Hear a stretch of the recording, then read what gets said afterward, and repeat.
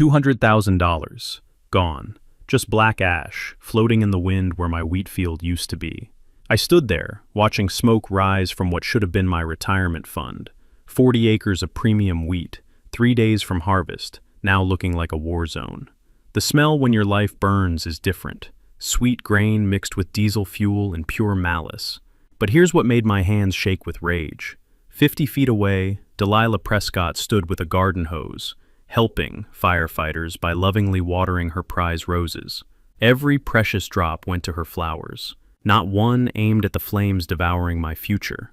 She waved at me, actually smiled and called out, "Sorry about your little crop problem." Little crop problem. 2 years of harassment, and now this. What she didn't know? I'm Judge Ezra Blackwood, and Monday morning, this arsonist would face me across a courtroom. What would you do? Tell me where you're watching from. Justice was coming. Let me paint you a picture of how this whole mess started.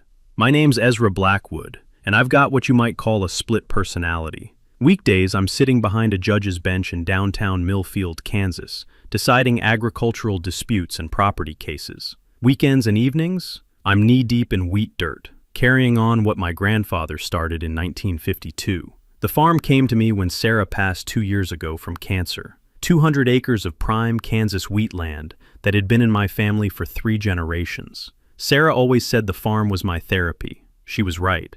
After 12-hour days listening to people's legal problems, there's something healing about walking through wheat that's waist-high and whispering in the evening breeze. The smell of fresh-turned earth mixed with diesel fuel from the tractor, the satisfying crunch of gravel under work boots. It kept me sane during the worst days of her illness. Then the developers came like locusts. Prairie Estates sprouted 47 identical houses, with identical lawns and identical complaints about everything that made rural Kansas actually rural. Most new residents were decent folks, escaping city stress, looking for space and quiet. They got that, plus the bonus of living next to working agriculture. But every subdivision has one. You know the type. The person who moves to the country, then spends every waking moment trying to recreate the HOA paradise they supposedly escaped. Enter Delilah Prescott. Delilah rolled in from Orange County in a white BMW that had never seen mud. 52, blonde in that expensive bottle way, with opinions about everything and the money to enforce them. Within 6 months, she'd bullied her way to HOA president, with promises to elevate property values through proper standards. Code for making my farm disappear. The harassment campaign started immediately. Morning rooster? Noise pollution. My combine harvester? Dust clouds threatening children's respiratory health. Irrigation sprinklers? Mosquito breeding ground endangering the community. Her own kids lived in Denver, but facts never slowed Delilah down. I tried being neighborly at first, brought fresh corn from my vegetable patch, explained how agriculture worked, offered to coordinate harvest schedules around her garden parties. She accepted the corn with a smile that could freeze July, and filed 3 more complaints that week. The escalation was methodical, like a prosecutor building a case. Petitions demanding 12-foot agricultural screening around my property. Noise ordinances targeting equipment that operated before dawn. Environmental impact studies for fertilizer use. Every month brought certified letters from lawyers she hired with HOA funds, demanding I cease operations that predated her birth. But Delilah's masterstroke was discovering the easement. My grandfather wasn't just a farmer, he was smart. When he sold land for the 1974 road expansion, he negotiated permanent agricultural access rights through what became Prairie Estates. Legal access that couldn't be revoked, modified, or blocked.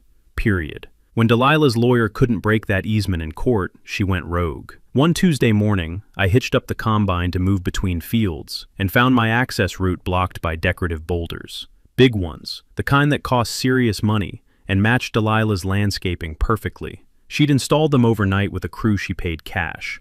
I called the county sheriff. Delilah produced a forged work order, claiming the boulders were traffic safety improvements requested by residents. The sheriff knew it was garbage, but without witnesses or video proof, his hands were tied. Standing there in the morning heat, sweat already beating on my forehead from frustrated anger, I realized this wasn't about property values or neighborhood aesthetics. This was warfare. Delilah had declared war on my family's legacy, my wife's memory, my sanity, and she thought her money and HOA title made her untouchable. She had no idea who she was dealing with. After 15 years on the bench, I knew something about bullies who abuse authority. 2 months before harvest season, I woke up to what looked like chemical warfare in my wheat field. A 3-acre strip along the property line had turned brown overnight. Not the golden brown of ripening grain, but the sick, twisted brown of dying plants. The acrid smell of herbicide hung in the morning air like a toxic perfume, making my eyes water as I walked the damage line. 3 acres, $12,000 of premium wheat, dead as roadkill. The timing wasn't coincidental. The night before, Delilah had hired Premier Landscape Solutions for what she called aggressive invasive weed management along her property boundary. Funny how her weeds required industrial-strength herbicide on the windiest day of the month. I called my insurance adjuster, a guy named Rick who'd seen every kind of crop damage imaginable. He walked the kill line with me, measuring, photographing, taking soil samples. The herbicide drift pattern was textbook. You could draw a line from Delilah's property to mine, showing exactly where the chemical cloud had traveled. "This is deliberate," Rick said, kneeling in the brown stubble. Wind was gusting 25 miles per hour from the west. No licensed applicator sprays on a day like that, unless they want drift damage. But proving intent? That was the million-dollar question. Years on the agricultural law bench had taught me that most people don't understand how chemical drift liability works. I'd ruled on dozens of similar cases. Property owners are financially responsible for herbicide drift damage, regardless of who applies the chemical, or whether it was accidental. The contractor might have sprayed it, but Delilah would pay for every dead stalk if I could prove negligence. I started documenting everything. Trail cameras went up along the fence line, military-grade units that recorded in 4K, with night vision and motion sensors. If Delilah wanted to play games, I'd make sure every move was recorded in high definition. The cameras paid off faster than I expected. 2 weeks later, I was reviewing footage when I spotted something that made my pulse quicken. There was Delilah, on the night of the herbicide incident, standing at her back door like Napoleon, directing the Battle of Waterloo. The audio was crystal clear, thanks to the evening stillness. "Make sure you get right up to the fence line," her voice carried across the yard. "Those weeds are really problematic right there." The contractor hesitated, clearly uncomfortable. "Ma'am, wind's pretty strong tonight. Might drift onto your neighbor's crop." "I'm sure you know what you're doing," Delilah interrupted, with the tone of someone accustomed to getting her way. "I'm paying you to solve my weed problem, not give me weather reports." The contractor shrugged and aimed his sprayer directly at my fence line. I made 3 copies of that footage and locked them in my office safe, but I didn't file charges immediately. Sometimes the best legal strategy is patience. Let your opponent keep digging while you document every shovelful of their own grave. The chemical incident had an unexpected side effect. Other Prairie Estates residents started approaching me with their own horror stories. Delilah's enforcement wasn't limited to agricultural harassment. She'd fined families for children's trampolines being visually disruptive, threatened liens for vegetable gardens that exceeded appropriate suburban landscaping standards, even tried to ban American flags for being too large and militaristic. Mrs. Aurora, a retired teacher with dirt permanently embedded under her fingernails from decades of gardening, showed me 17 HOA violation notices for her butterfly garden. The smell of her lavender and marigolds reminded me of Sarah's flower beds. Mr. Rodriguez got fined $300 for parking his work truck in his own driveway overnight. The Peterson kids couldn't have a basketball hoop because the repetitive bouncing noise violated community standards. I realized I wasn't just fighting for my farm. I'd become the reluctant symbol of resistance against a petty tyrant who thought her HOA presidency was a license to control other people's lives. Delilah must have sensed the shifting community mood, because she escalated again. 3 weeks after the herbicide incident, I received a certified letter that made me laugh out loud. Blackstone and Associates, a Kansas City environmental law firm, had produced 8 pages of legal theater. Accusations about groundwater contamination from excessive fertilizer application, air quality degradation from agricultural dust, and wildlife habitat destruction through monoculture farming practices. The kicker? They demanded I cease all farming operations pending a comprehensive environmental impact study that would cost, coincidentally, about $40,000 and take 6 months to complete, right through harvest season. I'd seen this intimidation tactic 100 times from my bench. Overwhelm the opponent with expensive legal procedures. Hope they cave under financial pressure. Amateur hour. Delilah had just made her first serious mistake. She'd moved from civil harassment into what Kansas law defines as agricultural terrorism, any action designed to disrupt lawful agricultural operations through intimidation, economic coercion, or property damage. The federal penalties start at 10 years in prison, but I wasn't ready to show that hand yet. Sometimes the best response to legal threats is strategic silence while you build an airtight case. 3 weeks later, Delilah pulled her most audacious move yet. She weaponized the HOA to pass what she called agricultural equipment curfew ordinances. The certified letters hit every Prairie Estates mailbox like legal grenades. Whereas excessive noise from commercial agricultural operations disrupts peaceful residential enjoyment, the HOA establishes mandatory equipment restrictions. No machinery before 9 a.m. or after 5 p.m. Violations subject to $500 daily fines and immediate property liens. I had to admire the pure evil genius of it. Harvest season doesn't run on bankers' hours. When weather conditions align, you harvest. Period. Morning dew has to burn off before you can cut wheat, and evening humidity determines when you stop. A 9 to 5 restriction would destroy any chance of a successful harvest.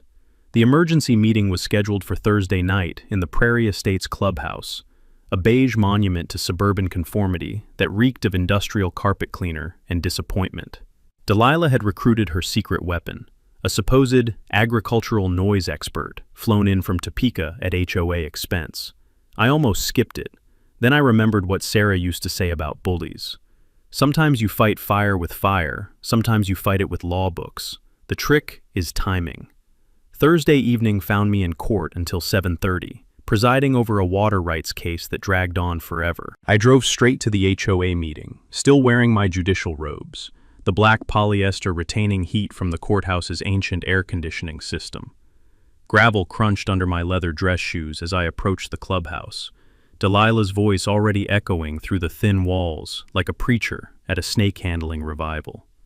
I timed my entrance perfectly, opening the door mid-sermon. And this certified expert will demonstrate why agricultural noise pollution constitutes a clear and present danger, requiring immediate municipal intervention. Delilah's voice died, like someone had yanked the microphone cord. 43 sets of eyes turned toward the back door, where a black-robed judge had just materialized. The fluorescent lights buzzed overhead like trapped hornets, the only sound in a room suddenly thick with tension and the lingering aroma of burned coffee. "Good evening, neighbors," I said pleasantly, claiming a folding chair in the back row. "Please don't mind me. I'm just here as a concerned property owner." Delilah's face cycled through several shades before settling on something between rage and panic. But give her credit, she recovered faster than most defendants in my courtroom. "Judge Blackwood, what a pleasant surprise. We were just discussing community noise standards that would benefit everyone." "I'm sure you were." I deployed my courtroom smile, the one that made lawyers nervous and defendants confess. "Please, continue with your expert testimony." The expert, who turned out to be Delilah's brother-in-law, Rick from Orange County, a guy who sold timeshares for a living, stumbled through 20 minutes of manufactured nonsense about decibel thresholds and acoustic trauma studies. I took careful notes, partly for legal documentation, and partly because watching him sweat through his cheap suit was better entertainment than cable television. When timeshare Rick finally shut up, I stood. The temperature in the room seemed to drop 10 degrees. "Fascinating presentation," I said, consulting my notes. "Quick question. Are you familiar with Kansas agricultural protection statutes, specifically our Right to Farm Act?" Rick blinked like a possum caught in headlights. "Well, my expertise is more in the acoustic science field. Let me help educate everyone." I pulled out my phone and read from Kansas Statute 2-3201. "Agricultural operations on agricultural land shall not be deemed a nuisance if conducted for 1 year or more, and were not a nuisance when begun." I looked around the room. My family's farmed this land since 1952. That's 71 years of continuous operation. The beauty of spending 15 years on the agricultural law bench was knowing exactly how these statutes worked. Every state has right to farm laws designed to prevent precisely what Delilah was attempting: suburban carpetbaggers moving next to established agriculture, then trying to shut it down through harassment lawsuits and municipal interference. Furthermore, I continued, Kansas specifically prohibits local ordinances that interfere with normal farming practices. Harvest timing is determined by weather and crop readiness, not HOA meeting schedules. Mrs. Aurora's hand shot up. So this curfew thing is actually illegal? Any attempt to restrict lawful agricultural operations protected under state law could result in civil liability and criminal charges under Kansas agricultural interference statutes. I looked directly at Delilah. Those carry significant penalties. The room erupted in whispers and shuffling. 3 families immediately stood and left. The Petersons withdrew their curfew support. Mr. Rodriguez asked about protecting his work truck from similar harassment. Delilah banged her gavel like an auctioneer having a seizure, but the meeting was over. Her carefully orchestrated coalition crumbled faster than week-old cornbread. Walking out, I caught her frantic phone conversation. The agriculture thing backfired completely. We need to get creative, maybe personal stuff. I smiled, listening to gravel crunch under my shoes. Sometimes the best legal defense is simply knowing the law better than your attacker. But Delilah's parting words told me she wasn't surrendering. She was just changing tactics. 1 week before harvest, Delilah launched what I can only describe as psychological warfare disguised as public safety. It started at 5:47 a.m. on a Tuesday when my phone erupted with an automated dispatch alert. The fire department was responding to reports of suspicious smoke and hazardous chemical odors from my property. Full hazmat response authorized. I threw on yesterday's jeans and ran outside barefoot, the morning dew shocking my feet awake, just as 3 fire trucks, an ambulance, and a hazmat unit came screaming down my gravel driveway. Emergency lights strobed across my wheat field like some twisted disco, and the diesel rumble of heavy engines drowned out the meadowlark's morning songs. Fire Chief Martinez climbed out of the lead truck, already shaking his head. We'd played football together in high school. He knew crazy when he saw it. Ezra, I got reports of dangerous chemical storage and suspicious burning. Please tell me you're not running a meth lab in your grain silo. Just brewing coffee, Pete. Strong coffee, but legal. We walked the property while his crew ran detection tests. My chemical storage exceeded state requirements by 50%. Concrete bunker, proper ventilation, locked fireproof cabinets with detailed inventory logs. The most dangerous thing on my property was probably my cholesterol level. Whoever called this in either has never smelled farm chemicals or they're playing games, Pete muttered, checking his instruments. Everything's cleaner than a church on Sunday. The whoever became obvious when I spotted Delilah at her kitchen window, sipping what looked like mimosas while watching the emergency circus she'd orchestrated. She'd turned my farm into her personal entertainment, wasting taxpayer resources and delaying critical harvest preparations. But the fire department was just the opening act. 2 hours later, the county health inspector arrived. Same story, anonymous tip about groundwater contamination from excessive fertilizer runoff, then environmental compliance, then someone from state agriculture investigating illegal pesticide storage. Each inspection ate hours of precious prep time. Each inspector found nothing, and each delay pushed me closer to missing optimal harvest weather. That evening, reviewing security footage with a glass of Sarah's favorite wine, a cheap Merlot that tasted like liquid nostalgia, I discovered something that made me laugh, despite myself. 6 emergency calls in 2 weeks, all from the same phone number, all completely bogus, all perfectly documented on dispatch records. I'd learned during my prosecutor days that filing false emergency reports escalates fast from misdemeanor mischief to serious felony territory. 3 or more false reports constitute abuse of emergency services under Kansas law, a Class D felony carrying up to 18 months in prison. Delilah had essentially been building her own criminal case, 1 false report at a time. Friday brought her masterpiece, an emergency HOA meeting demanding court injunction against my harvest operations. The flyer she distributed read like a disaster movie trailer. Dangerous agricultural operations threaten community safety. Demand protection now. Timing was surgical precision. Friday night, exactly when weather forecasts promised perfect harvest conditions for the weekend. The meeting drew maybe 20 residents to the clubhouse, which now smelled permanently of burned coffee and broken dreams. But Delilah had accidentally attracted bigger fish. A reporter from the County Herald who'd caught wind of the Judge versus HOA drama, and County Commissioner Jim Walsh, curious about why his office kept getting calls about agricultural emergencies that turned out to be nothing. Delilah delivered her performance like Lady Macbeth having a nervous breakdown. My farm posed immediate and ongoing dangers to children, groundwater, and property values. My equipment was essentially weaponized against peaceful residential areas. She demanded emergency county restrictions on harvest operations, claiming I was conducting deliberate agricultural assault on law-abiding families. When she finished, Commissioner Walsh stood up slowly. Jim was old-school Kansas politics, polite right up until he decided to destroy you. Mrs. Prescott, I personally reviewed every inspection report from this week. Fire, health, environmental, state agriculture, all found 0 violations. Are you suggesting our professional inspectors missed something? They're obviously not looking hard enough, Delilah snapped, her composure finally cracking. This is about protecting innocent families from agricultural terrorism. Wrong words. Catastrophically wrong words. Walsh's expression shifted from diplomatic annoyance to prosecutorial interest. Ma'am, agricultural terrorism carries specific federal definitions and penalties. Are you formally accusing Judge Blackwood of committing federal crimes? The room went dead silent. Even Delilah's core supporters suddenly found the floor fascinating. You don't throw around terrorism accusations casually in rural Kansas, especially against a sitting judge whose family had farmed the same land since Eisenhower was president. I'm calling for a formal investigation into harassment complaints and false emergency reports, Walsh announced. This abuse of municipal resources ends immediately.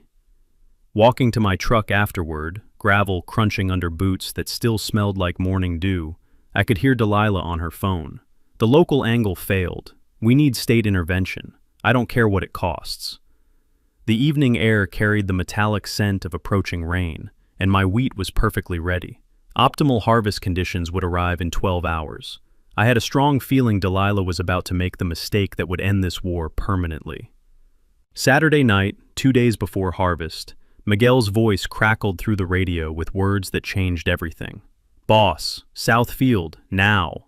Bring your camera and stay quiet. I found him crouched behind my combine harvester, pointing toward a figure moving along the fence line with deliberate stealth. Even in moonlight filtered through wheat stalks, there was no mistaking that perfectly styled blonde hair, or those expensive athletic clothes that had never seen actual athletics. Delilah Prescott was attempting to burn down my wheat field. She moved with surprising competence, positioning gasoline-soaked hay bales near the driest wheat sections, while her companion, a man I didn't recognize, worked the perimeter with what looked like professional accelerants. The acrid smell of gasoline cut through the evening air like a toxic perfume, mixing with the sweet scent of ready-to-harvest grain.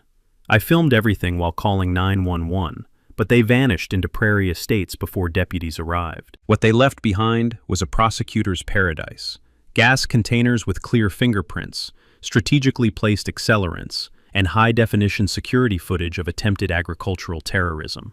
Federal charges, minimum 10 years, Deputy Morrison said, sealing evidence bags. This isn't neighborhood harassment. This is organized crime. Sunday morning, sitting in Sarah's old kitchen chair with coffee growing cold in my hands, I used my judicial database access to dig into Delilah's past. What I discovered made my stomach drop like I'd swallowed ice water. Delilah Prescott wasn't just an entitled HOA president. She was a professional agriculture destroyer. Orange County, California, 2018 to 2021. 3 neighborhoods, 3 agricultural operations targeted, 3 families destroyed. The Valdez Vineyard, bankrupted after mysterious fires killed 2 harvests.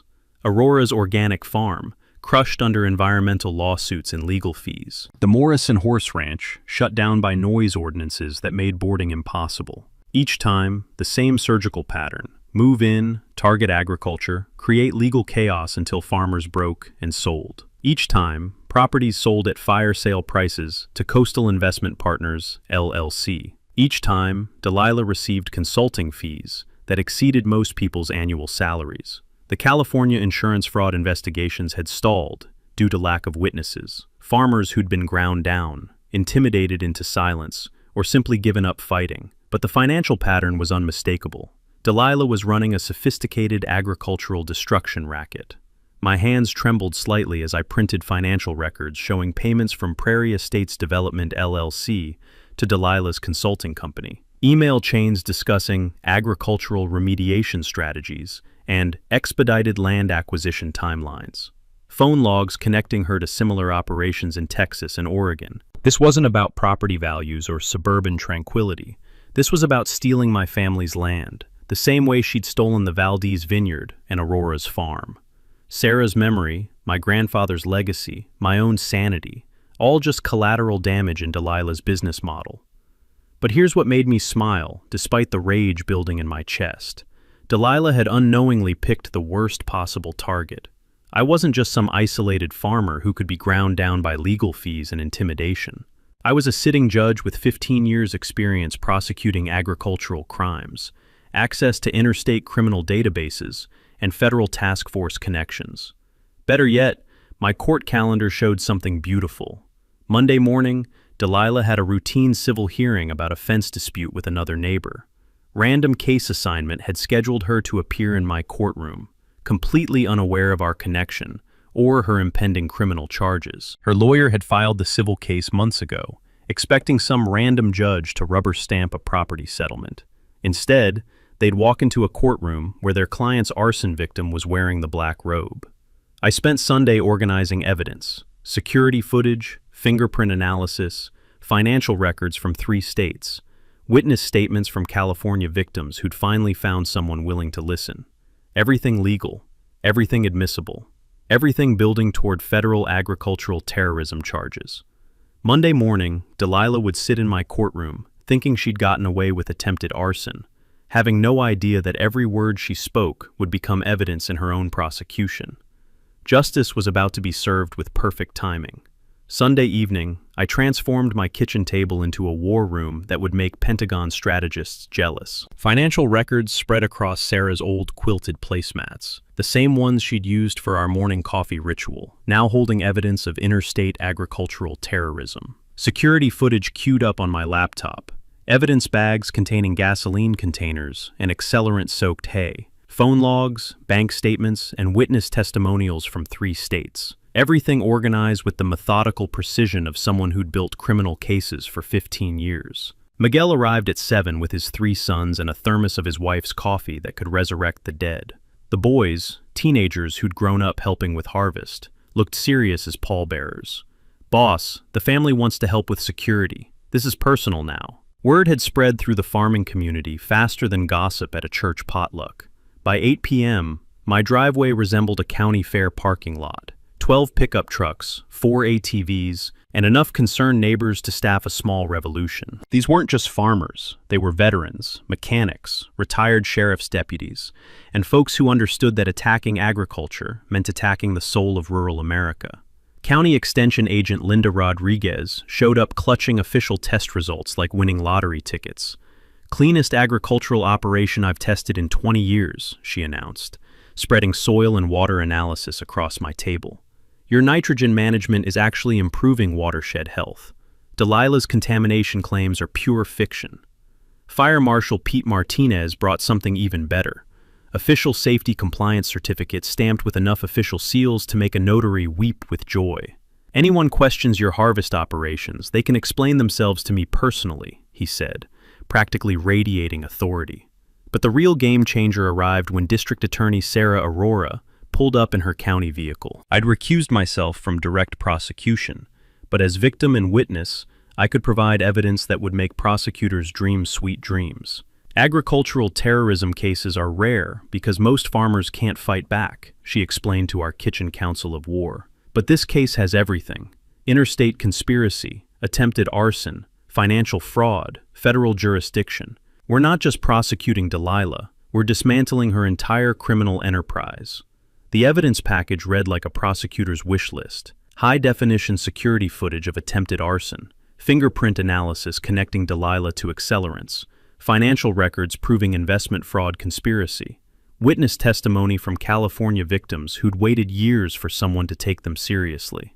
My secret weapon, though, was legal timing and community education. I'd spent years teaching agricultural rights workshops, knowledge that would now serve my neighbors. Right to farm laws are nuclear weapons for agriculture, I explained to the assembled group. If farming existed before residential development, farming wins every legal battle. The key insight: most people don't realize these protections exist, but once you invoke them properly, HOAs become paper tigers. We organized an impromptu legal clinic right there in my kitchen. I walked neighbors through harassment documentation requirements, explained agricultural terrorism statutes, and provided template letters for withdrawing from HOA authority.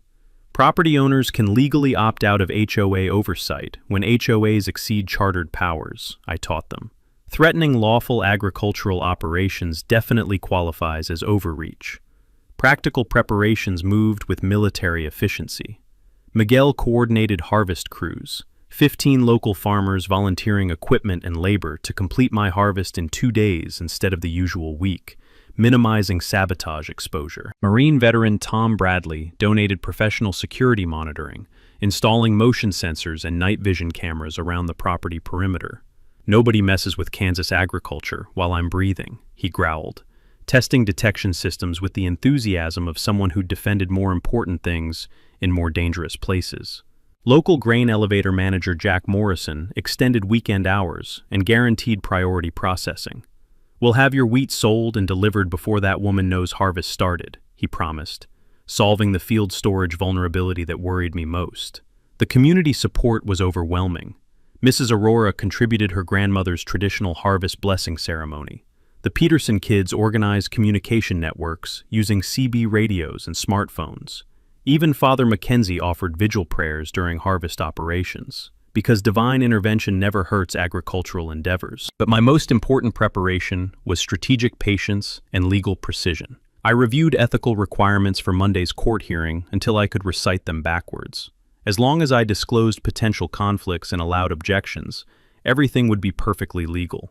Delilah's lawyer, oblivious to our connection, would likely waive objection to avoid delays in their routine civil dispute. Sunday night, I prepared 2 evidence binders, one for the civil property case Delilah expected, another containing her criminal evidence for federal prosecutors. Everything documented, admissible, and building toward justice. The beautiful irony was timing. Monday morning, Delilah would enter my courtroom thinking she was handling routine HOA business, completely unaware she was walking into the opening act of her own federal prosecution. Miguel found me on the porch near midnight, watching security monitors and breathing in the sweet perfume of wheat ready for cutting. Tomorrow she learns some lessons can't be bought or bullied. I smiled, listening to night sounds that had comforted my grandfather, my father, and now me. Tomorrow, justice gets its day in court. Monday arrived with perfect harvest weather, and Delilah's most desperate performance yet. At 2:17 a.m., my motion sensors lit up like a Christmas tree as 2 figures crept across my property with enough equipment to stage a small war. Through night vision cameras, I watched Delilah direct her accomplice, turned out to be her ex-husband from California, toward my fuel storage with military precision. The metallic snap of fence wire being cut pierced the night silence, followed by the acrid bite of commercial accelerants that made my eyes water through the closed bedroom window. This wasn't amateur hour anymore. They carried professional bolt cutters, industrial-grade accelerants, and what looked suspiciously like timing devices. These people had upgraded from backyard arson to agricultural terrorism with federal implications. Sheriff's Deputy Morrison arrived within 4 minutes, his cruiser's spotlight catching them red-handed next to my diesel tanks, like deer frozen in headlights. Delilah's excuse was comedy gold. She claimed they were conducting neighborhood security patrols to investigate suspicious nighttime activities. At 2 a.m., with bolt cutters and enough accelerant to barbecue Texas, Morrison asked, sealing evidence bags while his body camera recorded everything for posterity. "Ma'am, you're under arrest for attempted arson and agricultural terrorism." Money talks, especially lawyer money. Delilah posted bail within 6 hours and immediately launched a counter-offensive that would have made Napoleon proud. Tuesday morning brought the bribery attempt that proved desperation makes people stupid. Miguel answered his door to find a well-dressed woman offering $5,000 cash for him to report unsafe working conditions that would halt my harvest. When Miguel politely declined, he's got more integrity in his little finger than most people have in their entire bodies. She doubled the offer and added threats about his immigration status.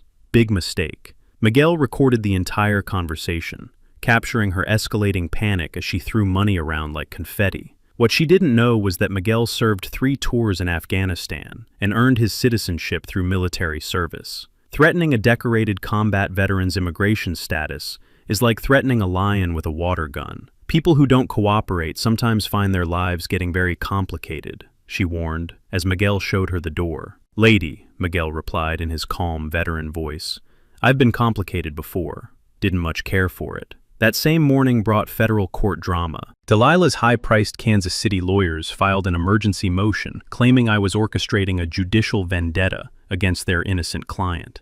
They demanded my recusal from any proceedings, arguing conflict of interest violations. The motion was legally sophisticated, but strategically moronic. By filing in federal court, they just confirmed this case belonged in federal jurisdiction, exactly where prosecutors wanted agricultural terrorism charges. They'd essentially wrapped their client's prosecution in a bright red bow and delivered it to federal court. Wednesday afternoon brought my personal favorite, Delilah's media circus. Television crews arrived claiming credible reports about a mentally unstable judge abusing power to harass homeowners. The lead reporter, a young woman who'd clearly skipped journalism school's research classes, stuck a microphone in my face while I was checking wheat moisture content. Judge Blackwood, how do you respond to allegations that you're conducting personal vendettas against residents exercising legal rights? I smiled the same patient smile I used with overconfident prosecutors. I'd suggest reviewing public records of criminal charges, security footage, and witness statements before repeating accusations that might constitute defamation. Watching her confidence collapse was more satisfying than perfect harvest weather. I calmly recited evidence: attempted arson on video, recorded bribery attempts, interstate agricultural terrorism spanning 3 states. By the time I finished, she was backpedaling faster than a politician caught with campaign funds. But Thursday evening brought Delilah's masterpiece of miscalculation. She organized an emergency community safety meeting at the clubhouse, inviting county commissioners, state agricultural officials, and environmental activists. Her plan? Demand criminal investigation of my agricultural terrorism against innocent families. The meeting drew her target audience: 40 residents, 3 county officials, 2 state regulators, and, this was the kicker, a representative from the Kansas Bureau of Investigation. What Delilah didn't anticipate was that half the audience consisted of farmers armed with evidence and zero patience for her nonsense. The clubhouse smelled like burned coffee and nervous sweat as Delilah stood to present her case, demanding immediate action against my weaponized agriculture operations. County Commissioner Walsh interrupted with surgical precision. Mrs. Prescott, before we discuss Judge Blackwood's alleged crimes, perhaps you could explain why you're currently under federal investigation for agricultural terrorism in 3 states. The silence was so complete, you could hear fluorescent lights humming. Delilah's face went through more color changes than a traffic light malfunction. I have no idea what you're talking about, she stammered, with all the conviction of a street corner con artist. Walsh smiled like a shark smelling blood. FBI Agricultural Crime Task Force briefed us this afternoon. Fascinating presentation about organized agricultural destruction schemes targeting family farms. Walking out of that meeting, listening to chaos erupt behind me like a verbal food fight, I realized Delilah had just made the final mistake that would gift-wrap tomorrow's courtroom confrontation. Friday morning arrived with perfect harvest weather, and Delilah's final, catastrophic mistake. At 4:23 a.m., my security system lit up like a pinball machine on steroids. Through high-definition cameras, I watched Delilah and her ex-husband Rick approach my wheat storage shed with equipment that belonged in a demolition manual. Professional accelerant sprayers, timer ignition devices, and enough chemical firepower to level a small town. The shed contained 80% of my harvested grain. 4 months of work worth nearly $200,000, plus futures contracts that could feed my family for years. They weren't just targeting this season's crop. They were attempting to destroy 3 generations of agricultural legacy with liquid fire and timer devices. Accelerant hissed against wooden walls like angry serpents, while Rick worked with practiced efficiency that suggested arson was his hobby. The chemical stench cut through pre-dawn air sharp enough to make my eyes water through closed windows. Delilah supervised like a general directing artillery, her voice carrying across the darkness with crystal clarity. "Make sure it looks electrical," she commanded. "Old farm buildings, bad wiring. These accidents happen all the time." That sentence would become Exhibit A in federal court. Fire trucks screamed down my gravel driveway within 6 minutes, but flames were already dancing up the shed walls like demonic ballerinas. The acrid smoke billowed black against the star-filled sky, carrying the bitter scent of burned dreams and expensive grain turning to charcoal. Volunteer firefighters worked like heroes, saving 70% of my grain and all my equipment, but $50,000 of premium wheat became the world's most expensive barbecue. Here's where desperation made Delilah spectacularly stupid. Insurance investigator Janet Walsh, Commissioner Walsh's sister, and a woman who'd seen every fraud scheme since Noah built the Ark, discovered something that made her laugh out loud while reviewing my legitimate fire claim.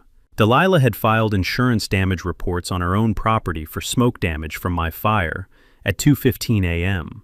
My fire started at 4:23 a.m. In 30 years investigating insurance fraud, I've never seen someone file claims for fires they planned to set, Janet marveled, showing me digital timestamps that would make federal prosecutors dance with joy.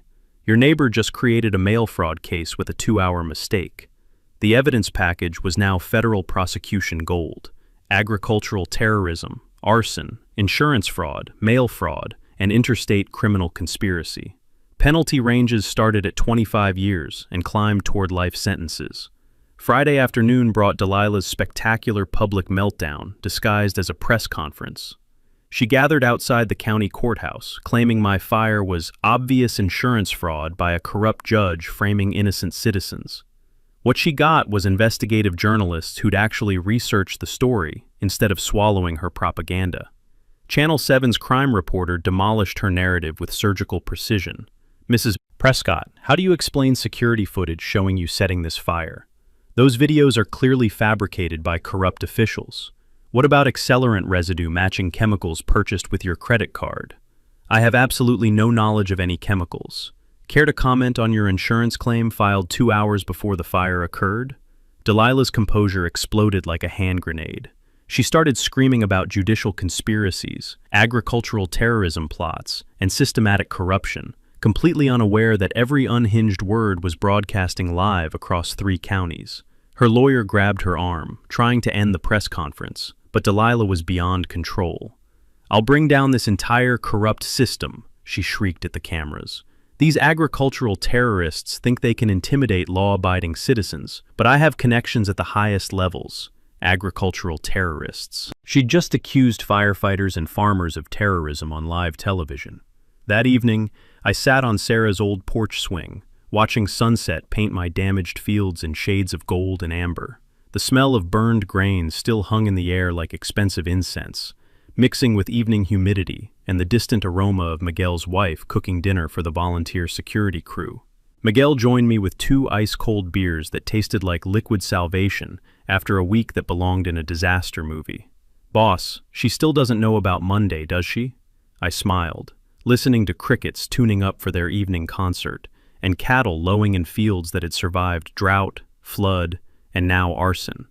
"She thinks she's attending routine civil court for an HOA dispute, has no idea she's walking into the opening act of her own federal prosecution."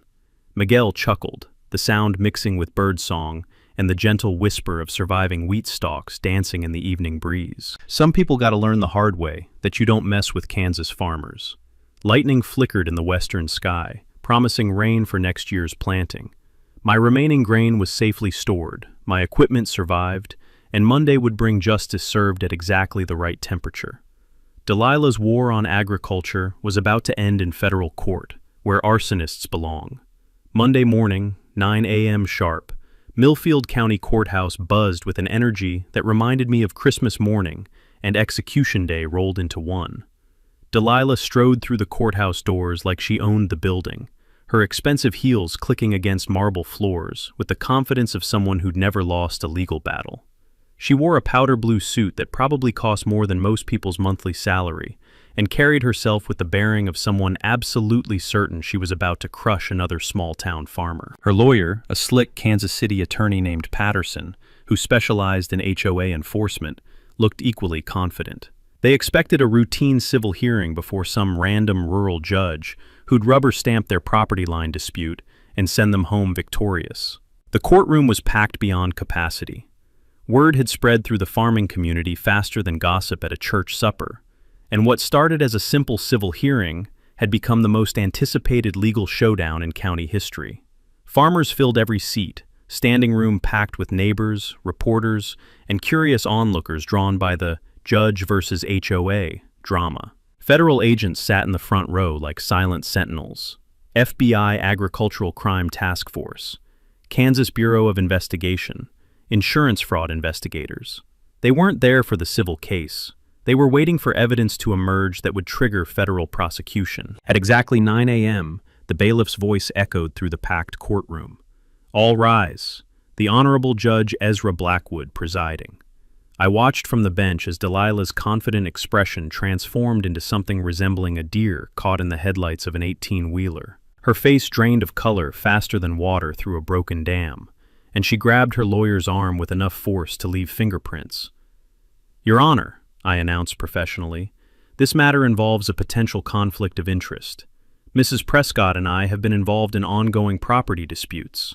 Both parties have the right to request my recusal." Patterson, completely unaware of the criminal charges pending against his client, made the tactical error that would haunt his legal career.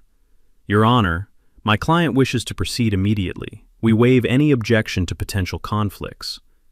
The trap was set, and they'd walked into it voluntarily. The civil case involved Delilah suing another Prairie Estates resident for $25,000 over fence placement, standard HOA harassment disguised as property law, as she testified about willful violations of community standards and deliberate property damage. Her sworn statements created a perfect legal record. "I take property protection very seriously," Delilah testified under oath. "When people threaten community values, decisive action is necessary to preserve neighborhood integrity." "How decisive?" I asked, making careful notes. "Whatever it takes to protect law-abiding families from agricultural terrorists and their enablers." Agricultural terrorists. She just used that phrase under oath in open court, with federal agents recording every word. The courtroom was dead silent, except for the scratch of reporters' pens and the quiet hum of recording equipment. Delilah continued testifying, completely unaware she was building her own federal prosecution, with every statement about necessary protective measures and eliminating agricultural threats. Then Deputy Morrison entered the courtroom with papers that changed everything. "Your Honor, I have federal arrest warrants for Mrs. Delilah Prescott. Charges include agricultural terrorism, arson in the first degree, federal mail fraud, and conspiracy to commit interstate agricultural sabotage." The courtroom erupted like a volcano. Reporters surged forward, cameras flashed, and Delilah's supporters suddenly discovered urgent reasons to study their shoes. Patterson looked like someone had hit him with a cattle prod, frantically trying to withdraw his client's testimony, but sworn statements can't be unsigned. "Mrs. Prescott," I said calmly, maintaining perfect judicial composure while my heart sang with satisfaction, "you have the right to remain silent. I strongly suggest you exercise that right immediately." But Delilah was beyond rational thought. She started screaming about conspiracy, corruption, and agricultural terrorism, apparently unaware that accusing federal agents of terrorism while under arrest for terrorism isn't brilliant legal strategy. "This is obviously a setup," she shrieked as handcuffs clicked around her wrists. "Corrupt judges protecting agricultural terrorists. I'll expose this entire criminal conspiracy." The irony was poetic. She was being arrested for agricultural terrorism while accusing everyone else of agricultural terrorism. As federal agents led her away, Delilah made one final mistake that would ensure maximum sentencing. "You have no idea who you're dealing with," she screamed at the packed courtroom. "I have connections that will destroy all of you agricultural criminals." Threatening federal agents, court officers, and witnesses during arrest typically adds years to sentences. The courtroom cleared slowly, farmers and neighbors talking in hushed, amazed tones about justice finally arriving. Federal agents sealed evidence, reporters scrambled for interviews, and Patterson sat alone at the defense table, probably calculating malpractice insurance payments. I remained on the bench until the last spectator left, savoring the moment when justice and agriculture won together. Sometimes good people actually win. Sometimes bullies face consequences. Sometimes the system works exactly as it should. Today was one of those days. 6 months later, federal court delivered justice with the precision of a perfectly calibrated combine harvester. Delilah Prescott received 18 months in federal prison for agricultural terrorism, plus concurrent sentences for arson, insurance fraud, and mail fraud conspiracy. Her ex-husband Rick cooperated with investigators, providing evidence that unraveled similar schemes across 7 states. The FBI's Agricultural Crime Task Force called it the most comprehensive agricultural terrorism prosecution in federal history. But the real victory came in what happened next. Using the $127,000 civil judgment against Delilah, I established the Sarah Blackwood Agricultural Heritage Foundation. The foundation provides free legal support for farmers facing HOA harassment, suburban interference, or agricultural terrorism anywhere in the Midwest. 3 attorneys work full-time helping family farmers protect their operations from exactly the kind of organized harassment Delilah had perfected. The foundation operates from Sarah's old craft room, surrounded by her quilting supplies and the lingering scent of lavender sachets she'd made years ago. Every morning, I drink coffee from her favorite mug, while reviewing cases of farmers fighting for their livelihood against HOA bullies, suburban complainers, and agricultural predators. Our first major victory came just 2 months after establishment. The foundation helped the Martinez family in Colorado defeat a planned community that tried to shut down their century-old dairy operation. Similar successes followed in Texas, Oklahoma, and Nebraska.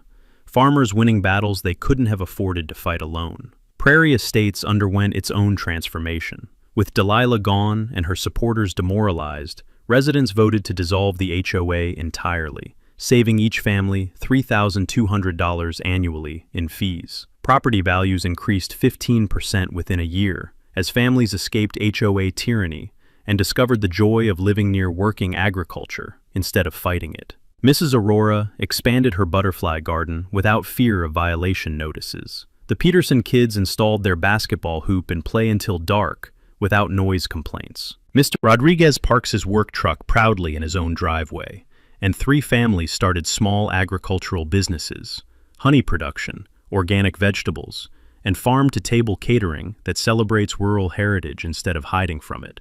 The foundation also sponsors Kansas's first agricultural heritage festival every October, celebrating farming history and educating suburban residents about agricultural protection laws.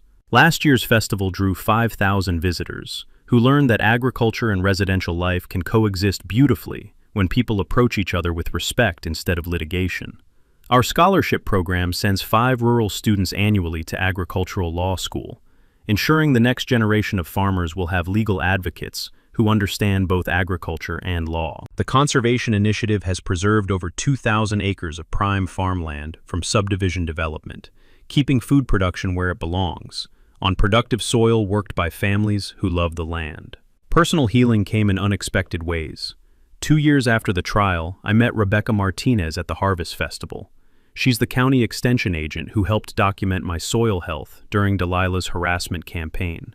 Our shared passion for agricultural education blossomed into love, proving that sometimes the best things grow in fields you thought were too damaged to plant. We married in the same wheat field Delilah tried to burn, with 180 community members celebrating under the same sky where smoke had once blocked the stars. Miguel served as my best man, joking that the boss finally found his best harvest. Rebecca brought her own wisdom about sustainable farming, community education, and healing damaged soil. Together, we've expanded the farm's educational mission, hosting school groups, agricultural tours, and farm-to-fork dinners that connect urban families with rural heritage. The burned section of field has become our most productive area. Sometimes destruction creates space for better growth. Looking back, I realized Delilah accidentally did something positive. She forced our community to discover our strength, unity, and shared commitment to agricultural heritage. Her attempts to destroy brought us together in ways that might never have happened otherwise. Today, walking through wheat that stands tall and golden under the Kansas sun, listening to combine harvesters humming in distant fields, and breathing air that smells like growing grain instead of legal threats, I understand that justice isn't always immediate, but it's usually worth waiting for. Now, I want to hear from you. Drop a comment sharing your worst HOA nightmare story. Let's educate each other about property rights and agricultural protection laws that might save someone's farm or sanity. And hit that subscribe button for more stories where underdogs win, communities unite, and bullies learn that some fights aren't worth picking. Next week, the corrupt building inspector who tried to shut down a Marine veteran's food truck business, and learn the hard way that some warriors never stop fighting for what's right. Thanks for hanging out with us on HOA Stories, where the HOA Karens meet their match. If this story had you cheering or cringing, go ahead and like the video, drop a comment with your reaction, and hit subscribe so you're ready for the next wild HOA tale.